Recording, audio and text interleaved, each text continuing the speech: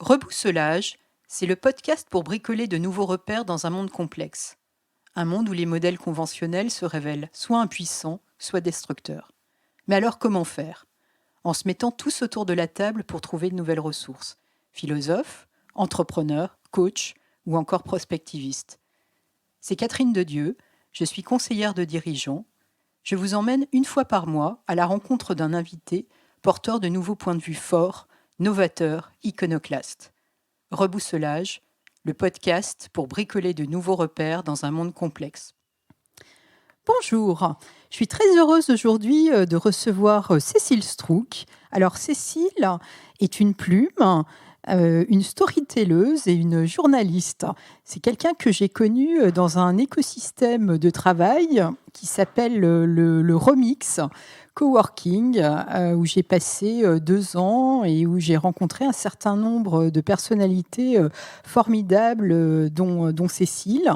Et on a quelque chose en commun, c'est qu'on adore écrire et que voilà, c'est une passion à la fois personnelle et professionnelle. Alors il faut dire que Cécile utilise de magnifiques stylos-plumes, ce qui m'a toujours beaucoup impressionnée, alors que moi je pique des stylo-bics chez mes clients, ce qui est beaucoup moins classe. Et j'ai bien dans le fond d'un tiroir un stylo Montblanc que des amis m'ont offert il y a une dizaine d'années, mais je n'y arrive pas.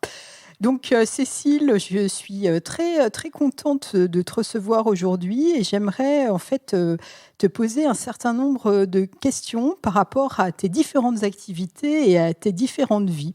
Puisque tu as une agence, tu es d'écrivaine publique, si je puis dire, qui s'appelle, j'adore, mon Strouk en plume, puisque tu t'appelles Cécile Strouk. Alors, est-ce que c'est un hommage à Zizi Jeanmaire parce que tu es engagée pour la cause des femmes ? Alors, déjà, bonjour Catherine et bonjour aux auditrices et aux auditeurs. C'est une bonne question. Je pense qu'il y a un hommage, oui, à Zizi Jeanmaire parce que j'aime bien ce décalage qu'elle a. J'aime bien le fait qu'elle était danseuse de cabaret, qu'elle avait une plume derrière, hein, pour ne pas dire autre chose. Je trouvais que cette image-là, cet imaginaire-là était intéressant, assez captivant et un peu décalé. Et comme je pense avoir un côté un peu décalé quelque part, je trouvais que ça correspondait assez bien à mon univers. Et par ailleurs, c'était important pour moi d'avoir le mot plume dans l'intitulé de ma boîte pour vraiment situer les choses dès la prononciation du nom de mon agence. Donc, mon Strouk en plume. Et il y a ce côté aussi, il y a ce possessif, le mon, qui était volontaire parce qu'en fait, mon métier de plume est quand même un acte très personnel, même si j'écris pour l'autre et même si je m'adapte au discours de l'autre, ça reste mon corps, mon âme, ma conscience, mon intellect qui parle. Et donc, c'est une activité qui est quand même assez intime dans ce sens-là. Et je trouvais que le mon était justifié. Et pour avoir fait une psychanalyse, j'ose ajouter que dans mon Strouk en plume, il y a le monstre Strouk en plume. Ah, je n'avais pas pensé à ça. Et parce que j'aime bien les oxymores et je me dis que c'est un monstre sympathique. Un monstre, c'est un grand mot, hein, mais ce côté, voilà, un peu. C'est un petit peu le monstre gentil. Voilà, exactement, de Monster et compagnie, puisque j'adore tout ce qui est Pixar, Disney, etc. Et c'est vraiment ce côté-là d'un monstre gentil, un peu reclus aussi dans sa tanière, parce que j'ai un côté un peu sauvage. Parfois, je peux être très sociable et un peu sauvage. Et je trouvais que cette image-là, ou en tout cas ce que ça peut évoquer, me correspondait bien. Donc voilà, j'ai trouvé ce titre en 2016. Alors, je crois que c'était Albert Camus qui disait que mal nommer les choses, c'est ajouter au malheur du monde. Et je sais que tu es une férue de justesse des mots. Est-ce qu'aujourd'hui, tu penses que c'est une responsabilité qui est de plus en plus forte, notamment dans les entreprises qui font appel à tes services et où finalement il y a plein de mots-valises, il y a plein de dérives. Comment tu vois les choses et comment tu œuvres de ce point de vue-là ? Alors, la justesse, donc c'est effectivement l'un de mes principaux combats, voire mon combat. D'ailleurs, pendant le premier confinement, j'avais créé une webconférence, une visio sur la justesse, où je sensibilisais principalement des femmes. Hein. C'est des femmes qui s'intéressaient à ça. Je n'avais pas choisi la non-mixité, mais de fait, c'était que des femmes. Et je défendais l'importance et la nécessité de trouver les mots justes dans son discours, que ce soit oral ou écrit. Et la justesse, pour moi, c'est peut-être pas forcément une histoire de responsabilité, quoique, responsabilité sociale des entreprises, pourquoi pas. Peut-être plus une responsabilité culturelle des entreprises. En fait, ce que je vise là derrière, c'est une précision du langage, des contours plus nets de ce qu'on veut raconter. Parce que sinon, on raconte toujours la même chose. Hein. Les mots valises, comme tu dis, Catherine, ce sont des mots valises. Donc, ça crée des discours très communs. Ça coupe la pensée, surtout. Ça coupe la pensée. Ça noie le poisson, ça coupe la pensée. Exactement. Alors que choisir des mots précis, déjà, ça demande une certaine réflexion, une certaine distance sur son propre discours. Et ça précise la pensée. Et je pense que ce désir de retrancher sa pensée, de la préciser au maximum, c'est ça qui motive en général ma quête de justesse. Et c'est une quête, du coup, qui est très... que j'applique à moi-même. C'est-à-dire que quand j'interviewe des gens, j'essaye de tirer de ces personnes-là de la justesse dans leurs mots, dans leur discours au moment où je les interviewe. Mais moi, après, quand je retranscris leurs paroles, je recherche aussi en moi des mots peut-être encore plus justes si j'estime que ce qu'on m'a donné était encore un peu à côté, en deçà, ou en deçà, ou au-delà, ou à côté de la pensée. Et je pense que c'est ça qui crée des discours peut-être plus... Alors, authentique, c'est un mot... Mais bon, si, quelque part, c'est ça, authentique, plus spontané, plus naturel, et donc plus singulier, je pense. Et donc, sans doute plus convaincant. Je l'espère. Mais oui, je pense que c'est ça le secret de la persuasion, ouais. Alors, tu es plume pour les entreprises, mais tu es aussi écrivaine publique pour les personnes, pour les particuliers. Est-ce que finalement, ce sont les mêmes enjeux ? Enfin, comment tu décrirais ce double marché pour toi ? Les mécanismes sont les mêmes, c'est-à-dire que je vais me déplacer chez les gens ou au sein des structures, interviewer, écouter, retranscrire. Donc le processus est le même. L'implication est un peu différente. C'est-à-dire que quand je travaille pour des entreprises, comme souvent, c'est des discours institutionnels, qui sont un peu cadrés, qui nécessitent une certaine neutralité politique, diplomatique. Forcément, le discours est lissé. Et donc, voilà, c'est souvent un peu moins intéressant. Sauf quand il s'agit d'écrire des tribunes, c'est-à-dire des prises de parole plus personnelles, souvent de dirigeants et de dirigeantes, où là, comme la personne s'implique davantage dans ses propres opinions, là, j'y trouve un intérêt peut-être un peu plus saillant. Mais sinon, voilà, ça reste un fond de commerce agréable, mais pas nécessairement passionnant. Alors que écrire pour des particuliers, souvent c'est des récits de famille que j'écris, c'est autrement plus intime. Et comme moi, ce qui m'intéresse dans la vie en général, c'est l'intime. Forcément, je donne davantage de moi, je pense, pas forcément dans l'écoute. J'essaie toujours d'avoir une même qualité d'écoute, mais dans ce que je donne dans mon écriture quand je retranscris. J'essaye d'être au plus près de la pensée de la personne, parce que ce qu'elle me confie, c'est ses racines, ses parents, ses grands-parents, ses enfants. C'est précieux, en fait. C'est du contenu qui est précieux, et je dois en faire quelque chose. Je dois rendre cette préciosité dans l'écriture aussi.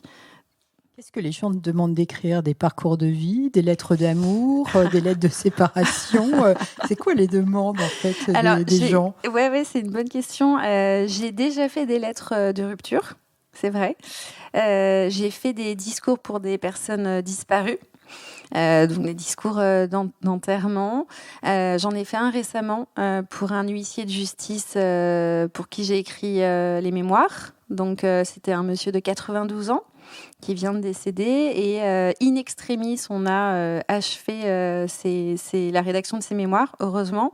Et il s'est éteint et son fils m'a demandé d'écrire... Finalement, il a attendu d'avoir terminé le travail avec toi d'une pour certaine disparaître. manière, ouais. Et son fils m'a demandé d'écrire un hommage qui a été lu par un rabbin. Et voilà, je l'ai écrit. Et c'était une synthèse de nos échanges. Et pour répondre à ta question, ce monsieur-là, la commande, c'était de parcourir sa vie depuis son enfance à Alger jusqu'à sa carrière qui a atteint des sommets incroyables d'huissier de justice, jusqu'à sa retraite. Et ce qui se passe après la retraite, parce que la vie n'est pas finie.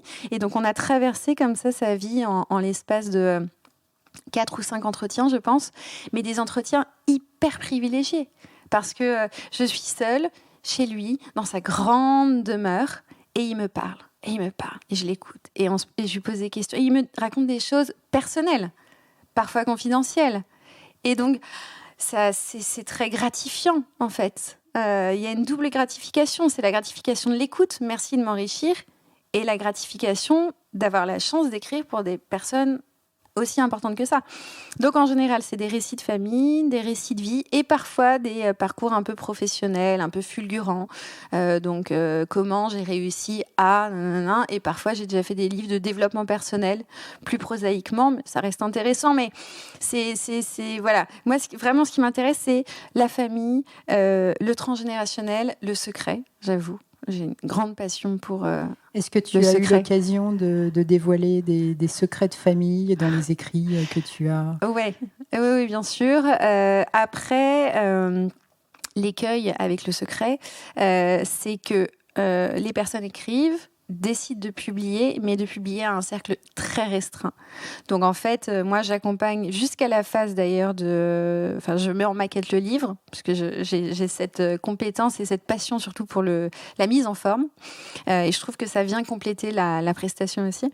Et en général, il y a une impression, mais à 50, 100 exemplaires, et surtout pas de diffusion, parce que justement, il y a des secrets de famille qui sont levés. Je pense que ces secrets de famille, s'ils étaient dévoilés au monde, ça changerait pas la face du monde, mais les gens les considèrent tellement impactants et importants dans leur vie qu'ils veulent pas que ça dépasse les frontières familiales. Donc en général, c'est pas des publications qui ont vocation à être relayées par des grandes maisons de publication. J'ai pas encore fait ça, l'édition. Finalement, ça me fait un peu penser, il me semble que dans la tradition juive, en fait, chacun doit écrire un livre pour ses enfants. Oui, ça doit être mes racines inconsciemment qui m'acculent à avoir cette passion pour la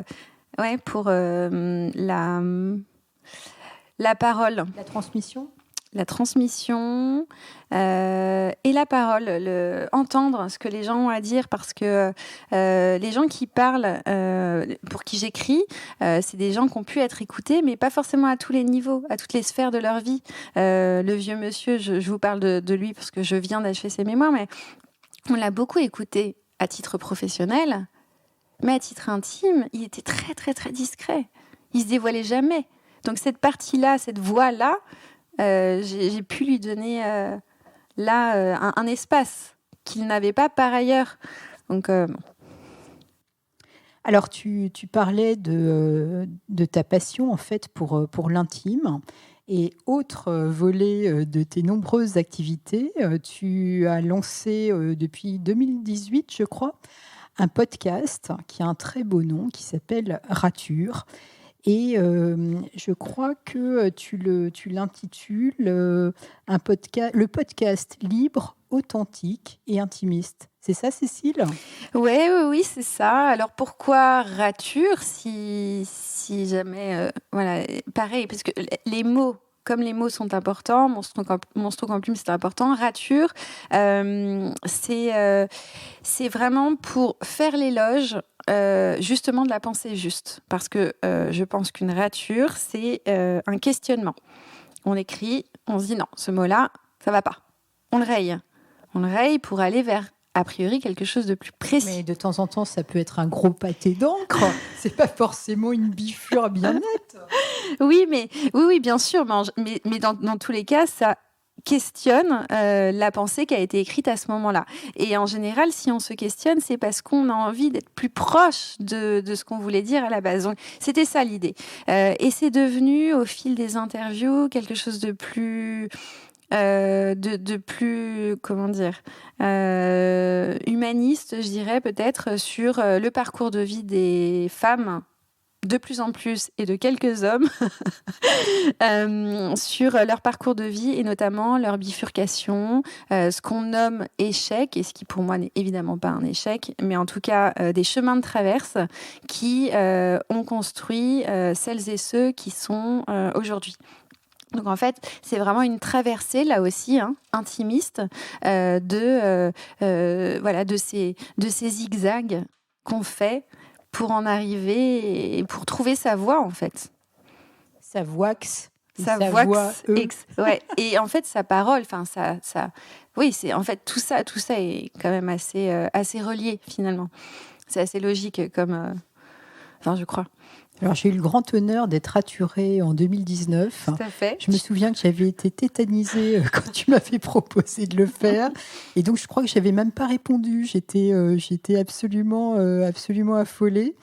Et puis après quelques mois de réflexion, je me suis dit, allez, je me lance, je plonge dans le grand bain. Et ça avait été une conversation extrêmement agréable et intense. C'était un début juillet, il faisait une chaleur à crever.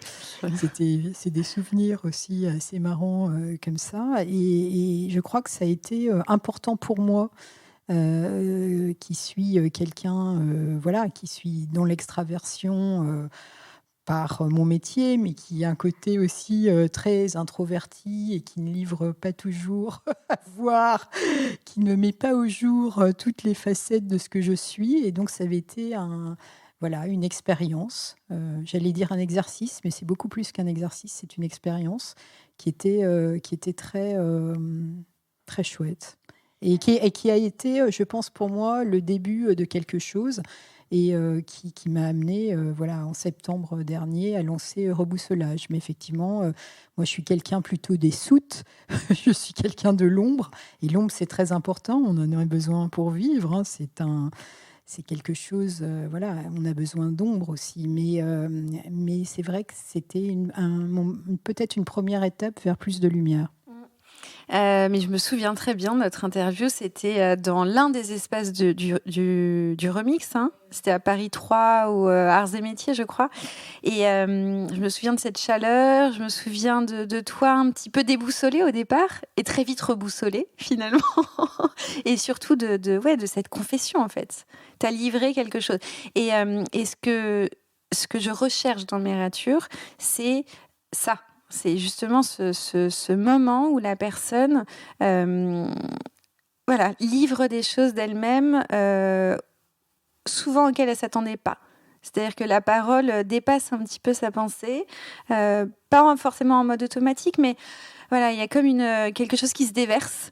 Et j'arrive à l'obtenir en général, je pense, parce que je ne prépare jamais mes interviews. Alors, pourtant, je suis journaliste, rassurez-vous, mais je ne prépare pas mes interviews parce que j'apprécie le vertige de ne pas savoir ce qui va se passer et de me laisser surprendre par l'énergie qui va circuler entre la personne et moi. Et selon ce qui va circuler, je vais naviguer dans les questions et avec toujours un fil évidemment parce que sinon ça n'a pas de sens, mais je prépare très rarement mes interviews, même pour des personnes un peu plus connues et notamment dans le milieu du théâtre contemporain, je ne prépare pas volontairement. En fait, il y a une dimension d'improvisation dans ce que tu fais. Complètement, qui permet de laisser surgir justement cet inattendu-là, de la parole, de l'intime. Voilà, en tout cas, maintenant que je suis aussi de l'autre côté de la barrière, je mesure à quel point ça demande, c'est peut-être pas le bon mot, mais une forme de maîtrise. Et en tout cas, c'est quelque chose qui est très difficile à faire et que pour pour l'instant, j'avoue très humblement, je ne suis pas capable de faire. Je suis encore cramponnée à mes préparations, à mes petits feuillets et à mes notes avant de rencontrer mes interviewés. Et en même temps, ouais, je pense que c'est le Graal.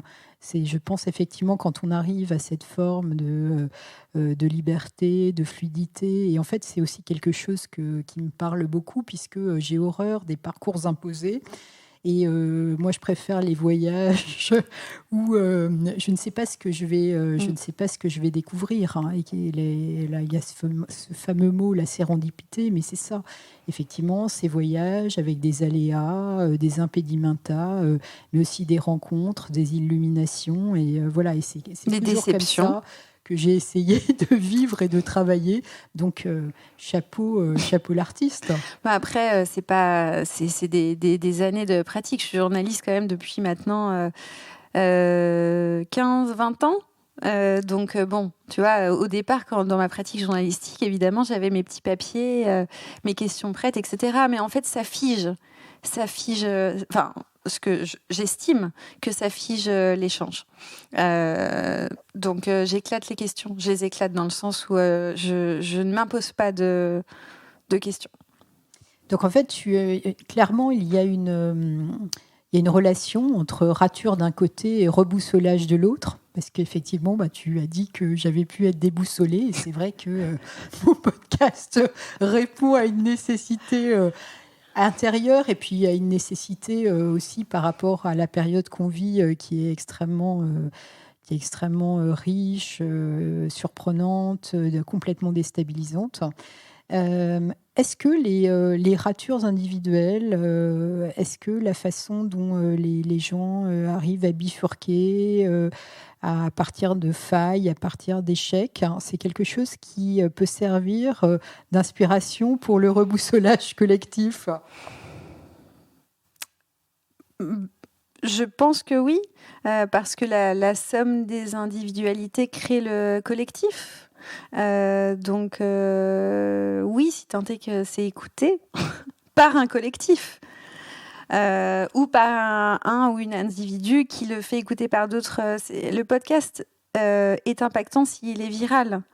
Comme tout acte d'ailleurs, tout acte individuel est impactant s'il touche le collectif. Donc voilà, il faudrait que mes ratures soient écoutées très conséquemment pour peut-être que les gens s'assouplissent sur la notion de droiture, d'échec, et se disent c'est pas grave si on part à gauche et ensuite on va à droite et on va en diagonale, c'est pas grave. C'est ça le message que je veux faire passer au final, mais il faut avoir une force de frappe. Mon rêve serait que mon podcast soit relayé par une grande chaîne de radio, mais pour avoir cet impact-là dont tu parles, justement, du collectif.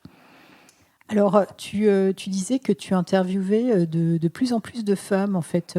Pourquoi ? Enfin, comment ça s'est fait ? Est-ce que c'était une volonté ? Est-ce que ça a été quelque chose d'assez naturel ? Et finalement, est-ce qu'il y a une différence entre les hommes et les femmes dans tes interviews ? Alors, au départ, j'ai fait beaucoup d'hommes. Souviens-toi, c'était en 2018 parce que je me suis fait la main, entre guillemets, avec les gens du Remix Coworking. Il y avait en fait une antenne radio dans le coworking et malheureusement, l'entrepreneuriat, à ce moment-là, et encore un peu maintenant, était très, très, très investi par les hommes. Donc, en fait... exclusivement. Quasiment exclusivement. Le ratio était de 80-20% presque. Enfin, bon. Donc, voilà, c'était par opportunité que j'ai écouté ces parcours-là. Et puis, certains étaient passionnants. Je ne dirais pas le contraire.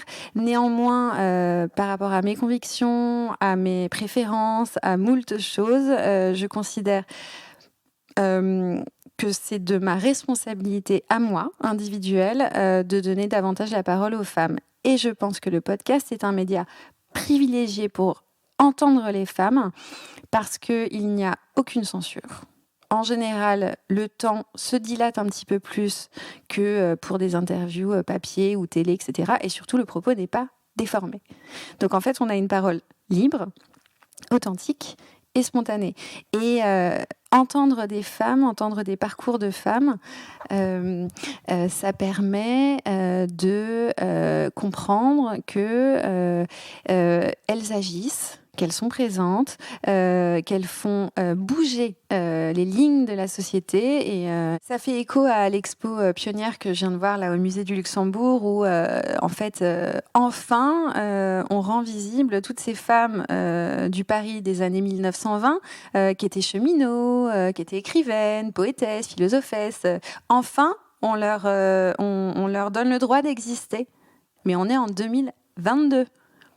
Enfin, bref, un énorme combat. Et tout ça fait que, voilà, dans mon existence, je veux donner la parole aux femmes le plus possible.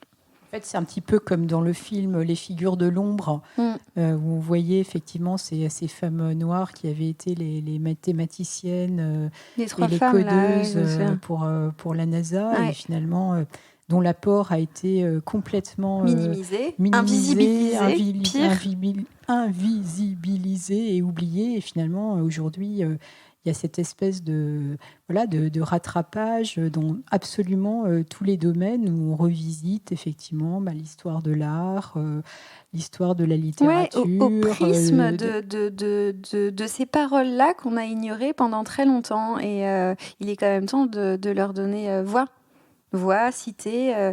Et c'est vrai que pour moi, interviewer une femme, ça me semble beaucoup plus naturel aujourd'hui, et surtout, j'en ai plus envie que interviewer un homme.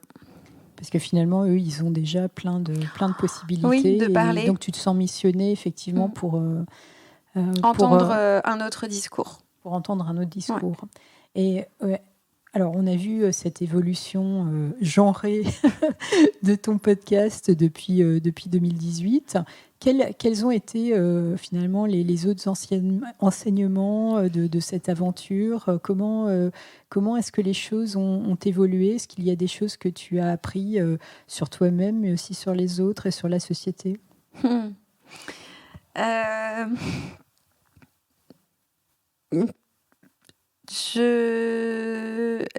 Je pense que la seule chose que j'ai réalisée, c'est que je devais donner la parole que aux femmes.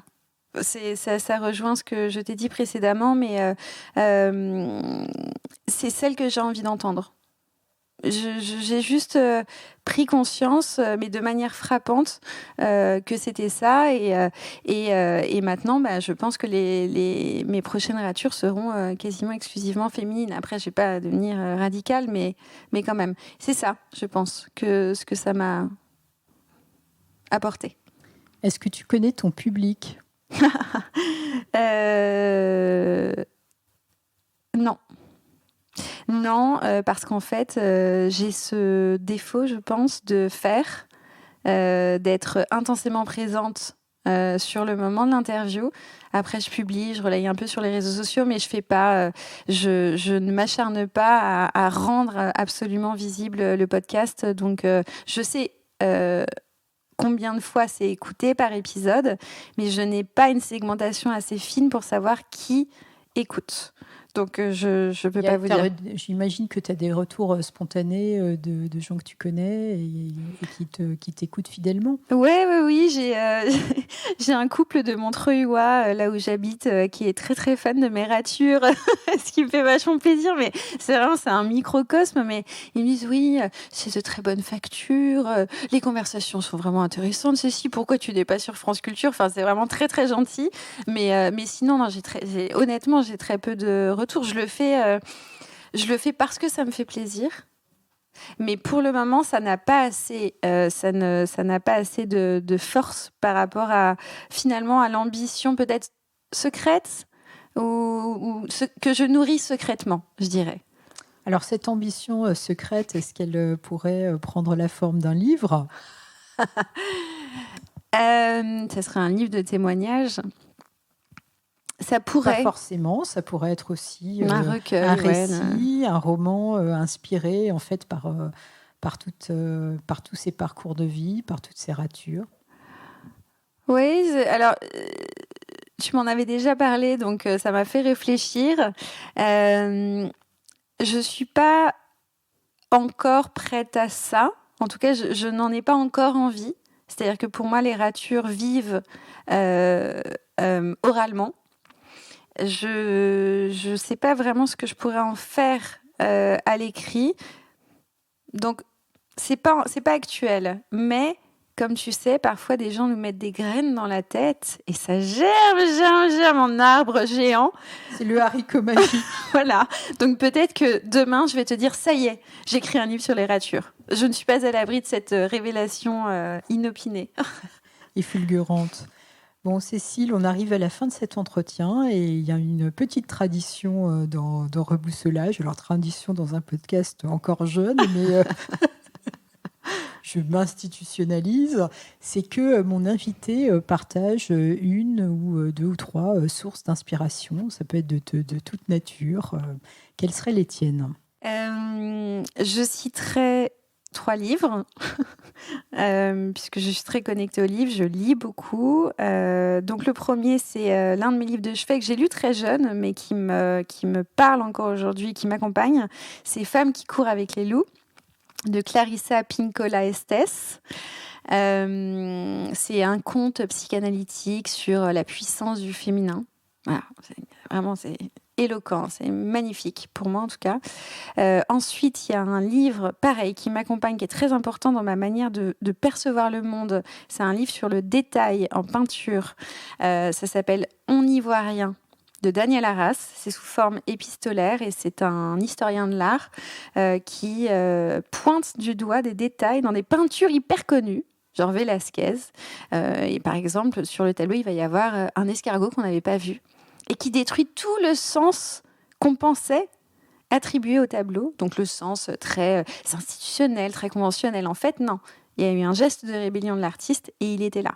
Alors ce livre, pour moi, voilà, et c'est l'importance du détail dans les choses en général. Et là, j'ai commencé un livre et je tiens à en parler parce que c'est très important pour moi. Ça s'appelle L'orchestration du quotidien. C'est d'une designeuse sonore et elle parle de tous les sons qui sont créés dans le monde urbain, dans notre monde numérique, donc le son d'Amazon, le son de Netflix, le son de la SNCF, de la RATP, et elle les analyse spatialement, politiquement, au niveau du genre aussi. Les jingles. Les jingles, exactement. Et moi qui suis très sensible au son, je suis très happée en ce moment par ce livre qui me semble important dans notre société actuelle où on est envahi de sons, d'images. Voilà. Merci Cécile Strauch. Merci Catherine. Voilà, c'est fini pour aujourd'hui. Si cet épisode vous a plu, n'hésitez pas à en parler autour de vous, à vous abonner et aussi à distribuer quelques étoiles à Rebousselage sur Apple Podcast. Merci de votre soutien et à bientôt.